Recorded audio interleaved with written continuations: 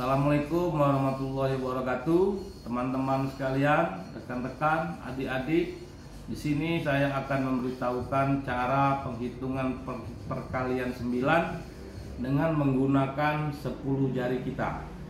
Kita memulainya dari jari yang sebelah kiri. Jadi berapa yang kita kalikan pengali 9 itu kita tutup di jari yang kita sebut. Kita mulai 1 kali 9 kita tutup jumlahnya 9. 2 kali 9 kita tutup, ini kan 1 jadi ini 8, jadi jumlahnya 18. 3 kali 9 kita tutup lagi, hasilnya 27.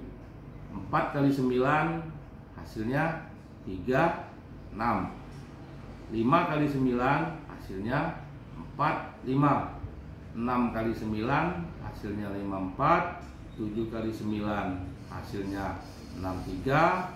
8 kali 9 hasilnya 72. 9 kali 9 hasilnya 81.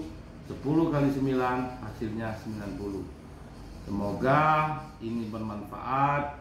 Semoga ini bisa berguna bagi teman-teman dan bagi adik-adik. Ini khusus untuk perkalian 9. Oke, sampai berjumpa.